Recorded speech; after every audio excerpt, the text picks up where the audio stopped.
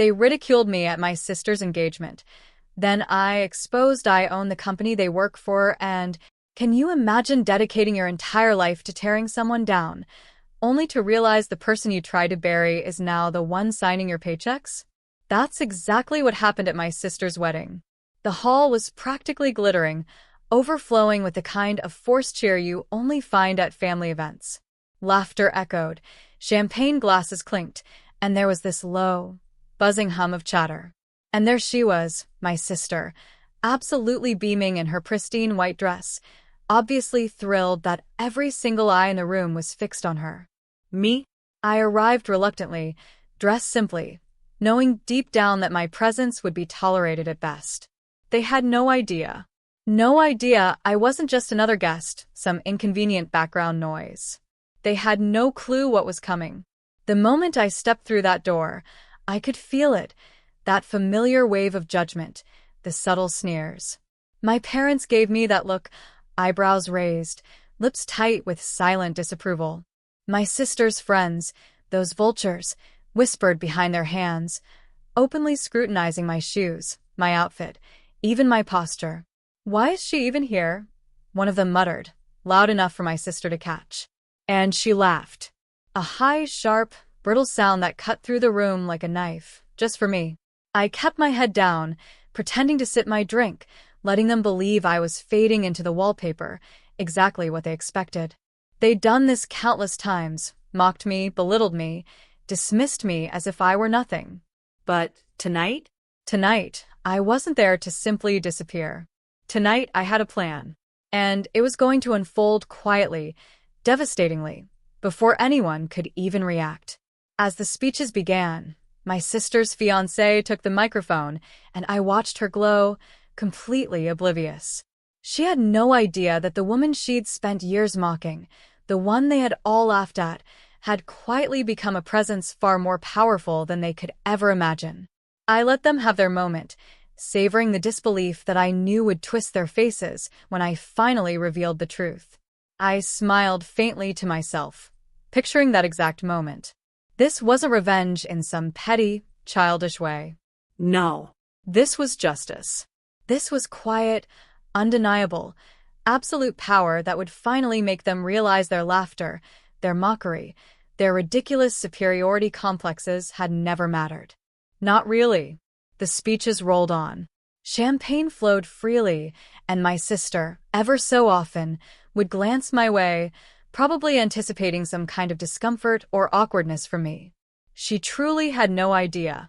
No idea that the girl she mocked controlled more than she could ever dream of. That every single look of superiority she had ever thrown my way was about to be returned tenfold, with interest. I adjusted my dress, straightened my posture. Tonight, I wasn't the overlooked sister, the family embarrassment. Tonight, I held all the cards, and when I laid them down, the entire room would watch, stunned, as the hierarchy of this family shifted forever. The evening continued with all the usual pomp, more speeches, more laughter, and the occasional awkward comment about family dynamics that only we truly understood. My sister kept stealing glances at me, a smirk playing on her lips, as if daring me to do something. They all just assumed I would sit quietly, sip my drink, and vanish into the background, exactly what they'd expected from me for years. But I wasn't the timid girl they remembered. Not anymore. I had spent the last 5 years building a life even my own family couldn't have imagined. While they were busy mocking me for pursuing impractical dreams and calling me irresponsible, I had quietly climbed the ranks, acquired shares, and built my own empire in the very company my parents had always taken such pride in. They worked for me, every single day, completely unaware of my position. They had always thought of themselves as superior, while I had been silently orchestrating a reality that would strip them of that illusion in mere minutes. As my sister's fiancé wrapped up his speech, I excused myself and walked directly to the podium. Every eye in the room snapped to me. Gasps and murmurs rippled through the crowd. They hadn't anticipated this. My parents stiffened, their expressions going rigid. My sister froze mid-laugh, her face shifting from proud amusement to utter confusion. I cleared my throat, my voice steady, confident. "I just wanted to congratulate my sister," I began, smiling at her as if nothing was amiss, "and remind everyone here how proud I am of the team that made this company a success." I paused, letting my gaze sweep across the room, landing finally on my parents, then my sister. "Oh, and for those wondering," I continued, my tone deceptively calm, "yes, I own the company you're all employed by." A beat of absolute silence. Then another. Whispers erupted through the room like wildfire. My sister's eyes widened to saucers, her hand flying to her mouth.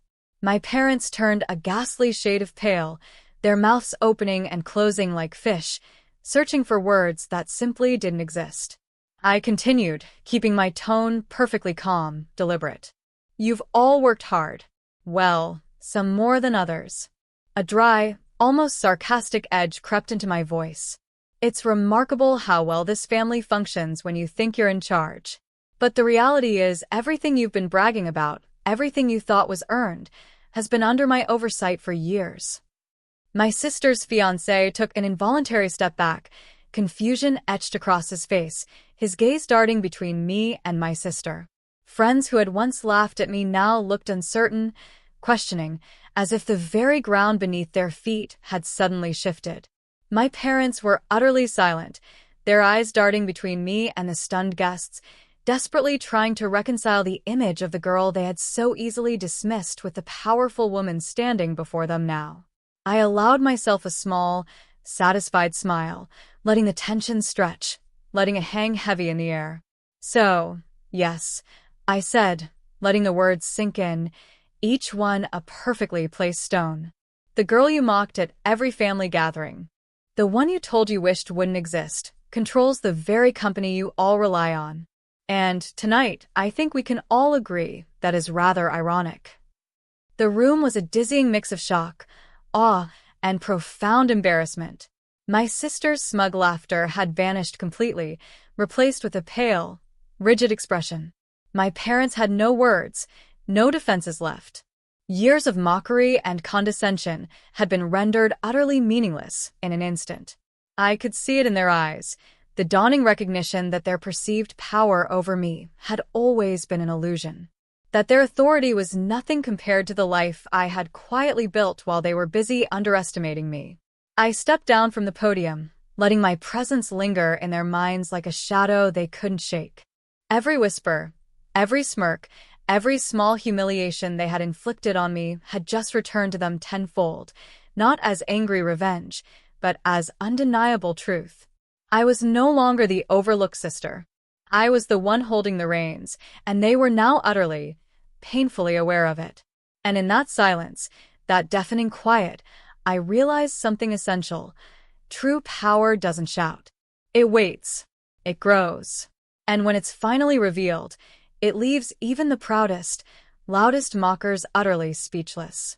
My sister's face drained of color completely as she struggled to comprehend what I had just said. The laughter that once surrounded her, the pride she wore like a crown, it all vanished entirely.